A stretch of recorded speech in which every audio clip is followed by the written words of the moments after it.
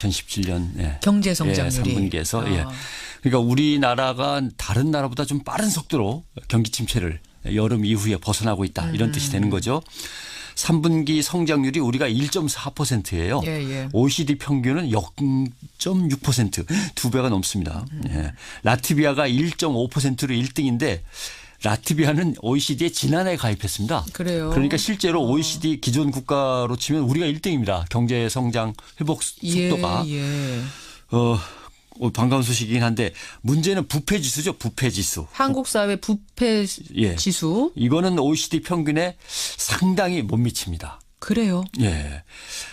국제투명성기구 부패인식지수 조사 평가에 따르면 우리나라 점수는 53점입니다. OECD 국가 평균은 68점. 100점 만점에. 그렇게 따지는 겁니다. 그 정도밖에 안 됩니까? 아직도? 지금 경제 성장 회복 속도는 OECD 1등을 하고서 평균의 2배가 넘는데 부패 지수로 봐서는 평균이 68점인데 53점밖에 안 되는 거죠. 그러면 부패 지수를 평균까지라도 올리기만 한다면 GDP 성장은 지금보다 엄청나게 올라갈 수 있다는 얘기가 왜냐하면은 한국 사회 부패 방지 수준을 위한 어떤 그 조사 연구에서 부패를 방지하면은 경제가 얼마나 활성화되고 무역 비용이 얼마나 줄어드는가를 조사한 게 있습니다.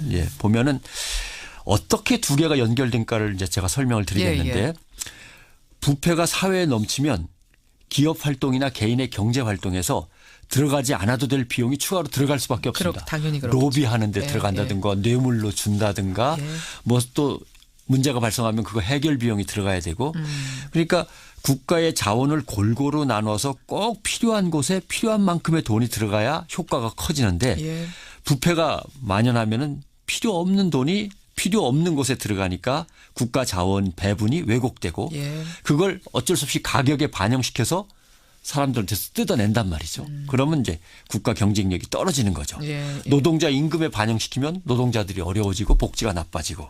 그래서 이런 부패가 집단적으로 행해지는 걸 렌트 시킹이라고 이제 흔히 얘기를 합니다. 렌트 시킹 이거 경제 시간에 배운 것 같긴 한데 정확히 뭐죠? 렌트 시킹? 지대추구라고 하는 건데 누가 갖고 있는 재산이 아닌데 국가의 공적인 재산인데 공급량은 한정돼 있는 거 아닙니까? 그렇죠. 그런데 이걸 사적인 집단이 슬그머니 가져가는 거죠. 기업이나 업자들이 생산적인 활동을 통해서 수익을 올리는 게 아니라 슬쩍 접근해서 로비나 뭐 편법을 써서 수익을 가져가는 거죠.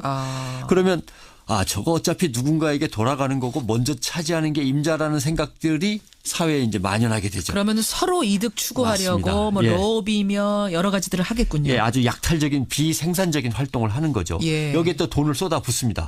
그러면 돈을 쏟아부은 다음에 그 돈을 소비자인 국민한테서 뺏어내거나 갑을관계의 을한테 갑질을 해서 짜내거나 이렇게 되면은 그 다음에는 이제 더 문제가 커집니다. 왜냐하면 부모가 아이들을 가르칠 때 법대로 지키면서 살으라고 얘기할 수가 없습니다. 늦으면 손해니까. 그러니까 서로 이익을 챙기려고 막 뛰어다니게 되는 거죠. 그러니까 이렇게 계속 사회가 굴러가면 계속 부모들은 그 후세를 향해서 눈치를 가르쳐야 되고 꼼수를 가르쳐야 되고 악순환이네요. 정직한 노력과 정상적인 추구로는 성공하지 못한다는 인식이 이제 사회에 만연하게 되는데 여기서 또 흥미로운 거는 기득권을 이미 누리고 있는 사람들한테서 이런 현상이 더 악착같이 나타난다. 나의 기득권, 나의 부를 물려줘야 된다는 이런 생각에. 가난한 사람은 그냥 갑질 당하다 끝나는 경우가 많은데 지식과 정보를 갖고 있고 이미 돈을 갖고 있고 줄도 될 수 있는 사람들은 더 악착같이 이런 이익들을 갖다가 사회로부터 뜯어내려고 한다는 거죠. 너무 어렵게 생각하실 건 없습니다. 예를 들면 낙하산 인사. 대통령과 정부, 국회 등이 갖고 있는 공기관의 이제 어떤 인사권이 있잖아요. 거기에 또 벌떼처럼 달려들어서 낙하산으로 자기를 꽂아달라고 이리저리 로비하고 뭘 틀어버린단 말이에요. 뭐 교회 세습도 마찬가지입니다. 엄청나게 큰 교회들이 자식에게 교회를 물려주고 교회가 아니면 교회 돈으로 기업을 차려주기도 하고 이거 우리가 늘 지켜보는 거죠. 기업 세습과 비슷한 거였어요. 그러면서 세금은 또 안 내리려고 뭐 몸부림을 친다든가 이렇게 지대라고 하는 건 꼭 정부나 정부 공기관에 관련되어서 생기는 게 아니라 사회 곳곳에서 생겨나는 거죠. 근데 이제 서민들은 정보도 없고 힘도 없고 네트워크도 없고 하니까 이런 사람들한테 늘 당하게 돼 있는 거죠. 구조상. 그래서 정부는 이런 행위들을 규제 또는 불법화해야 하는데 이걸 자꾸 늦추다 보면 더 문제가 생깁니다. 그래서 규제 개혁을 한다거나 또는 적폐 청산을 한다거나 뭐 얘기가 나오면은 이쪽에서 뭐라 그러고 저쪽에서 뭐라 그러고 하다 보면 눈치 보다 보면은 결국은 서민들은 계속 박탈당하는 그런 일이 바로 이제 부패 청산과 경제 발전이 어떻게 물려있나를 갖다 설명하는 거죠. 지금 청취자 서효수님이 어떤 말씀 주셨냐면 부패가 만연한 사회의 가장 큰 해악은 정직한 사람들의 의욕을 꺾어버린다는 거다. 예. 저는 이게 굉장히 정확한 서효수님 지적이 맞는 것 같아요. 다른 사람들에게 좌절감, 정말 열심히 정직하게 일하는 사람들에게 좌절감을 준다는 거 이게 핵심 아니에요. 그렇습니다. 그러니까 식당에서 일하는 아주머니나 건설 현장의 노동자나 택시기사나 영세 자영업자나 이건 뭐 직장에서 봉급 겨우겨우 타면서 생활하고 있는 사무직들은 예. 이러한 사회적 지대에 접근할 줄도 모르고 그런 게 예. 있는지도 모르거든요. 맞아요. 예. 맞아요. 그러니까 저출산, 사교육 광풍, 각종 고시 공시 열풍, 대졸자들의 청년 실업, 중소기업에는 사람들이 가지 않아서 인재를 뽑을 수가 없는 거 이런 것들이 다 예, 이런 부패로부터 시작이 되는 거죠. 예. 결국 많이 몰리고 많이 가진 사람들 쪽에 빨리 붙어야만 거기서 어떻게든 빌어먹고 살 수 있다는 생각이 만연하게 되니까 그렇죠. 또는 그렇지 않으면 애 낳지 말아야지 애를 어떻게 키우려고 그러냐 이런 좌절도 있고 해서 현재 우리가 지금 보고 있는 부패 청산의 흐름은 단기적으로는 정치적으로 좀 소란스러울지 모르지만 빨리 적폐를 청산하고 넘어가야 예. 경제 성장률이 다시 탄력을 받아서 올라갈 수 있다. 좋은 부분 지적해 주셨네요. 예. 청취자 삐삐님 김영란법이 정착돼서 부패지수 낮췄으면 좋겠다 하셨는데 근데 김영란법이 큰 도둑들까지 잡을 수 있을 것인가? 요거는 조금 의문이 들어요, 사실. 그러니까 원칙적으로 주고받는 게 없어지는 걸 이제 사람들한테 머릿속에 심어놓고 예. 그다음에는 현실적으로 좀 조정을 해야 되겠죠. 그러게요. 네. 여기까지 변상욱 대기자 수고하셨습니다. 고맙습니다. 2017년 예. 경제 성장률이 3분기에서 예. 그러니까 우리나라가 다른 나라보다 좀 빠른 속도로 경기 침체를 여름 이후에 벗어나고 있다 이런 뜻이 되는 거죠. 3분기 성장률이 우리가 1.4%예요. 예. OECD 평균은 0.6% 두 배가 넘습니다. 예. 라트비아가 1.5%로 1등인데 라트비아는 OECD에 지난해 가입했습니다. 그래요. 그러니까 실제로 OECD 기존 국가로 치면 우리가 1등입니다. 경제 성장 회복 속도가. 예.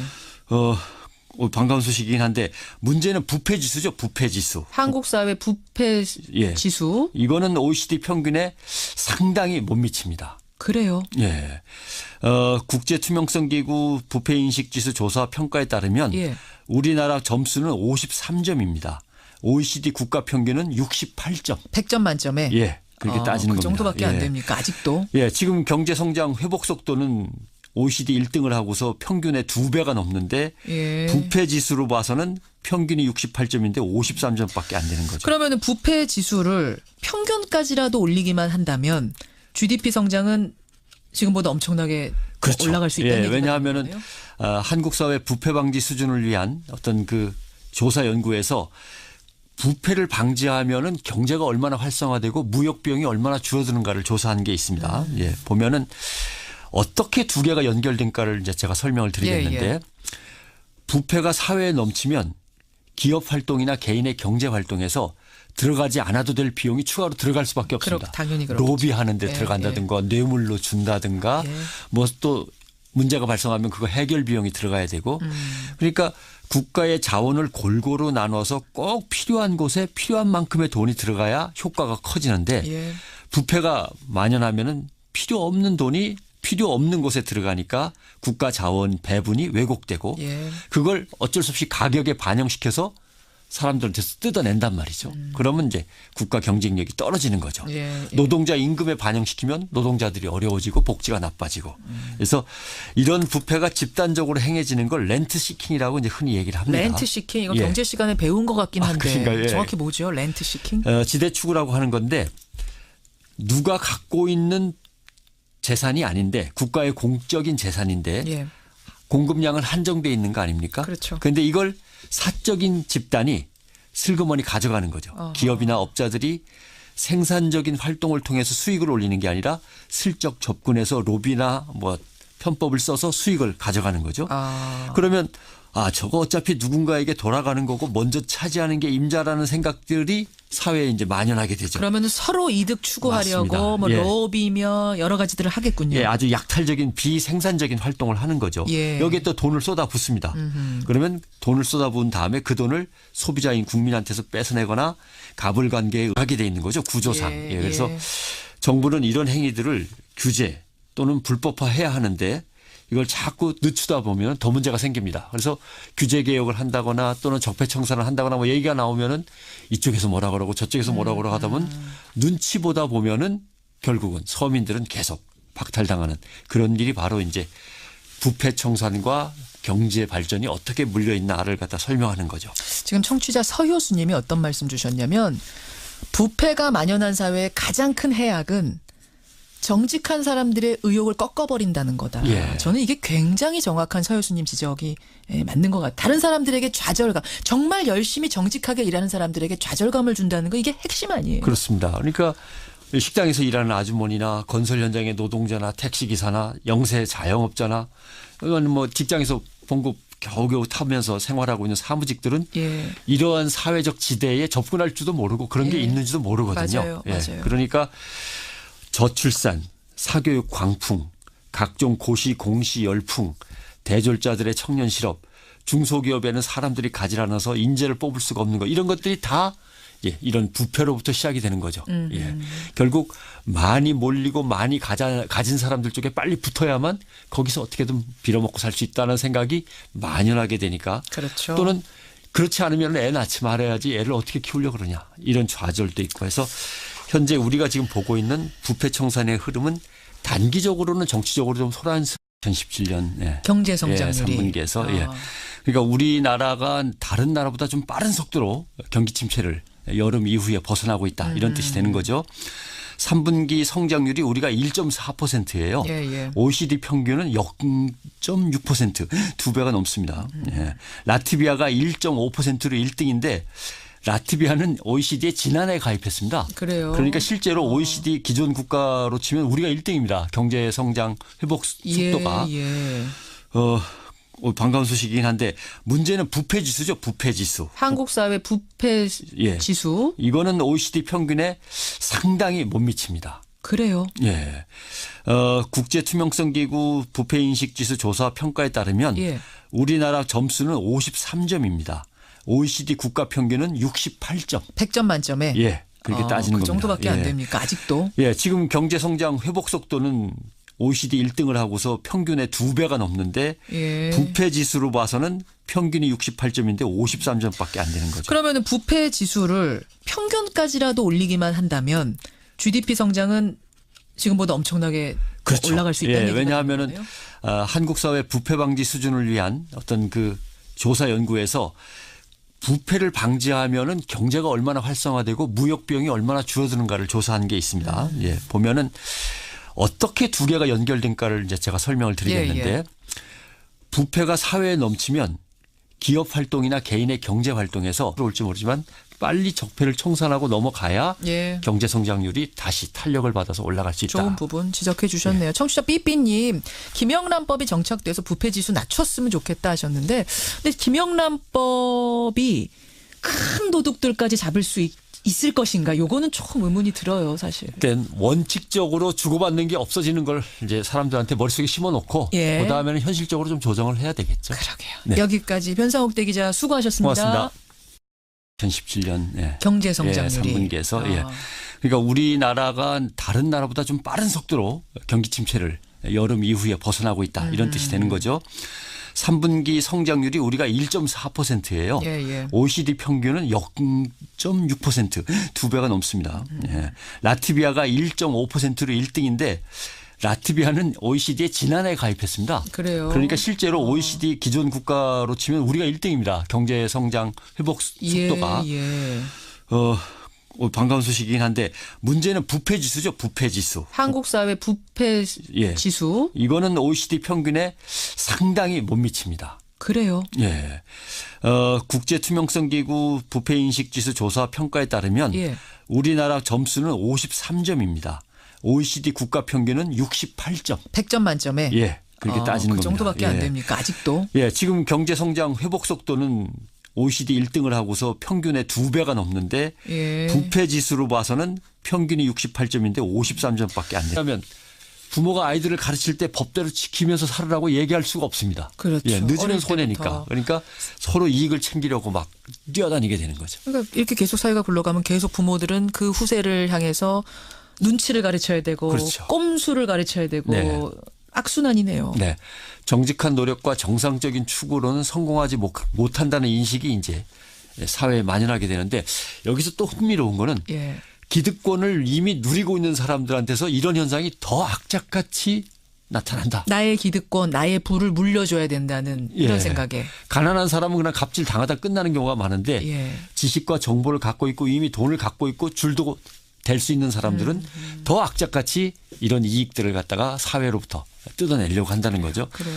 너무 어렵게 생각하실 건 없습니다. 예를 들면 낙하산 인사, 예. 대통령과 정부, 국회 등이 갖고 있는 공기관의 이제 어떤 인사권이 있잖아요. 예. 거기에 또 벌떼처럼 달려들어서 낙하산으로 자기를 꽂아달라고 이리저리 로비하고 뭘 틀어버린단 말이에요. 맞아요. 뭐 교회 세습도 마찬가지입니다. 엄청나게 큰 교회들이 자식에게 교회를 물려주고 교회가 아니면 교회 돈으로 기업을 차려주기도 하고 예, 예. 이거 우리가 늘 지켜보는 거죠. 기업 세습과 비슷한 네. 거였어요. 그러면서 세금은 또 안 내리려고 뭐 몸부림을 친다든가 이렇게 지대라고 하는 건 꼭 정부나 정부 공기관에 관련되어서 생기는 게 아니라 사회 곳곳에서 생겨나는 거죠. 근데 이제 서민들은 정보도 없고 힘도 없고 네트워크도 없고 하니까 이런 사람들한테 늘 들어가지 않아도 될 비용이 추가로 들어갈 수밖에 없습니다. 당연히 그렇겠죠. 로비하는 데 예, 들어간다든가 뇌물로 준다든가 예. 뭐 또 문제가 발생하면 그거 해결 비용이 들어가야 되고 그러니까 국가의 자원을 골고루 나눠서 꼭 필요한 곳에 필요한 만큼의 돈이 들어가야 효과가 커지는데 예. 부패가 만연하면은 필요 없는 돈이 필요 없는 곳에 들어가니까 국가 자원 배분이 왜곡되고 예. 그걸 어쩔 수 없이 가격에 반영시켜서 사람들한테서 뜯어낸단 말이죠. 그러면 이제 국가 경쟁력이 떨어지는 거죠. 예, 예. 노동자 임금에 반영시키면 노동자들이 어려워지고 복지가 나빠지고. 그래서 이런 부패가 집단적으로 행해지는 걸 렌트 시킹이라고 이제 흔히 얘기를 합니다. 렌트 시킹 이거 예. 경제 시간에 배운 것 같긴 한데 그러니까요. 예. 정확히 뭐죠? 렌트 시킹? 지대추구라고 하는 건데 누가 갖고 있는 재산이 아닌데 국가의 공적인 재산인데 예. 공급량은 한정돼 있는 거 아닙니까? 그렇죠. 그런데 이걸 사적인 집단이 슬그머니 가져가는 거죠. 어허. 기업이나 업자들이 생산적인 활동을 통해서 수익을 올리는 게 아니라 슬쩍 접근해서 로비나 뭐 편법을 써서 수익을 가져가는 거죠. 아. 그러면 저거 어차피 누군가에게 돌아가는 거고 먼저 차지하는 게 임자라는 생각들이 사회에 이제 만연하게 되죠. 그러면 서로 이득 추구하려고 맞습니다. 뭐 예. 로비며 여러 가지들을 하겠군요. 예, 아주 약탈적인 비생산적인 활동을 하는 거죠. 예. 여기에 또 돈을 쏟아붓습니다. 그러면 돈을 쏟아부은 다음에 그 돈을 소비자인 국민한테서 뺏어내거나 갑을관계의 을한테 갑질을 해서 짜내거나 그렇죠. 이렇게 되면은 그렇죠. 그 다음에는 이제 더 문제가 커집니다. 왜냐